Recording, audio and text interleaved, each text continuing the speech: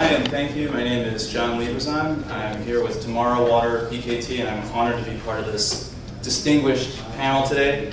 Our company was founded in Korea 25 years ago. And so today I wanted to take you through a story about some of the innovative water management initiatives that were undertaken there in recent years. So, with that, I will welcome you to Seoul, South Korea in 1962. Through the very heart of the city runs the Cheonggye Stream, once considered the body of Seoul with the King's Palace at its head. But in the first half of the 20th century, populations were exploding, sewage volumes were increasing, there were slums building along the banks of the Cheonggye, and this river turned into a giant open sewer.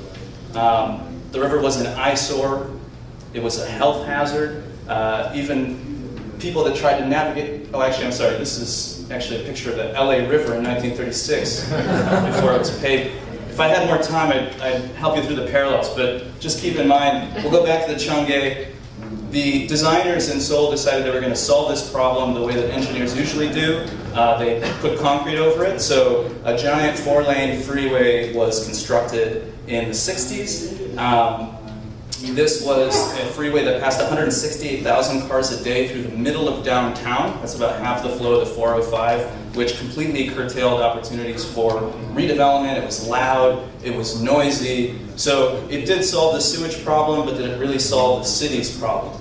After 30 years of downtown decline, in a heroic act of political bravery, stakeholder involvement, and technical creativity, Seoul decided that they were going to re-expose the stream bed and develop a vibrant green space along its banks. So they removed the freeway, you can see here in 3 parts. Stream flow was restored, and now, today, this area is a beloved urban icon serving both residents and businesses. People come from all over the world to see the Cheonggye Stream redevelopment area. The area around the stream is cleaner, more beautiful, and enjoyable. Property values close to here have risen by about 300%, despite the worries of businesses along the original freeway that they would essentially lose all their customers. It's even used, you can see here, for entertainment and cultural events. This is the yearly Lantern Festival held in Seoul, now held right on the Cheonggye. Now, how did they achieve this? Well, to guarantee stream flow, the designers wanted to use treated effluent from a downstream treatment plant, but using potable drinking water to fill a stream was too expensive, and irrigation quality standards were too lax to keep people safe. So they developed a new swimmable water quality standard that matched the intended use of the receiving water. The process flow is down there with some of the standard requirements, and if you want to talk the technical side, come find me afterwards. Tomorrow Water, our company, was also involved in a similar non-potable reuse application in the city of Incheon, where the Central Park, the Songdo Central Park, was outfitted with an artificial lake, all based on flow from reused water, treated wastewater.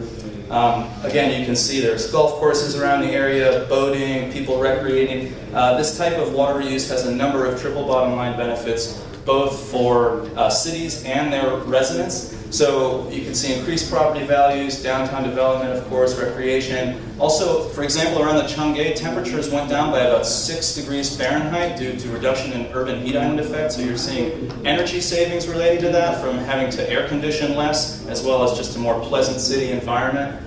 Fine particulate air pollution was reduced in these surrounding regions with some of this artificial reuse. Better irrigation management opportunities, green spaces, and even an increase in wildlife diversity around some of these areas. So a lot of different benefits. Now, let's turn our eyes towards the plants that make all this reuse possible. Here's what your average wastewater treatment plant looks like in the US today, and BKT, Tomorrow Water, has been helping to outfit these types of plants for 20 years. But we want to look forward to, as was said, a new paradigm.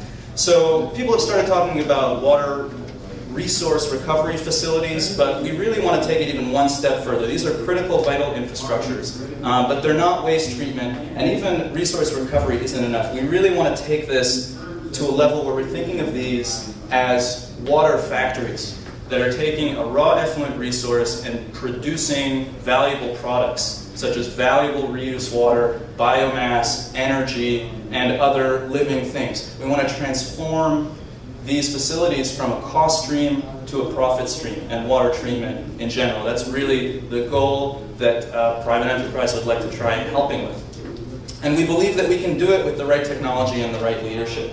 To achieve this, at our company we're working on establishing new process trains that focus on energy savings and on energy production using the latest developments in treatment science. This involves some new equipment, new biologies even, new designs, and new delivery methods. Again, for any of the specific unit processes, come find me afterwards. Our company came from Korea to LA. It's a long way to establish our offices in the US. And it's because we believe that this city is perfectly located for the future of water technology and innovation. LA has everything that a company like ours needs in order to thrive. Capital and human resources, smart regulators like the ones in this room, and managers providing both carrots and sticks to promote efficiency and innovation. Also here you've got a hot and sunny climate without a lot of seasonal change, which is really relevant to those parts of the world that are most lagging in terms of sanitation and water infrastructure and are going to need the most help moving forward, the most innovation in making sure that those areas are properly served. So this is a nice test bed for new technologies. And most of all, the people of LA understand the real value of water, of energy, and the pressing need for innovation here. So, you know, people have heard of Silicon Valley. I'm sure everybody's heard of that. A lot of people talk about Bio Valley in Boston. We'd like to see LA as the new water valley, as the nexus of innovation around water and water technologies worldwide. That's, you know, our dream as a company. Thank you. And we invite you to hopefully partner with us. We're going to do our best to contribute to that dream, and we'd like to work together. Perfect. Thank you. Thank you. Great.